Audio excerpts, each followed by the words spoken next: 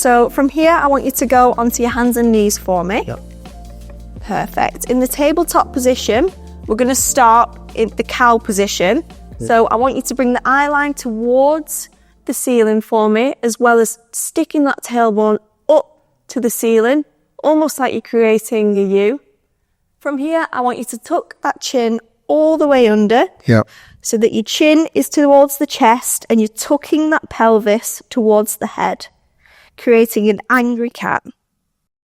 From here, again, I want you to lift the eye line up to the ceiling, back to that cow, feeling a stretch of the lower back, and return to the angry cat. And Ella, do you know when I'm doing this, to make it easier, is there anything I could do? To make it easier, James, I don't want you to look all the way up to the ceiling. Maybe just look towards the wall in front of you. Yes.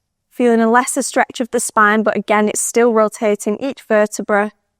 And then tucking the chin under. Again, you can do it to a lesser angle. Okay. So you're not as humped, if you like. Yeah. This smaller range of movement feels slightly better for me because my back is quite tense. Good. And again, we don't want to move these stretches into too much discomfort. If we're talking on a pain scale, about a 3 or 4 out of 10 on the pain scale is maximum. Any more than that, you're aggravating the lower back, so it no longer becomes productive. It's more aggravating. Okay, that's great. And how many times would I look to do that? So I like to say about 10 to 15 times as pain and discomfort allows, holding each position for about 5 seconds before changing the cat or the cow. Okay, perfect.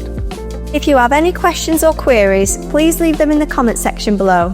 And if you found this video helpful, then why not check out the next video here.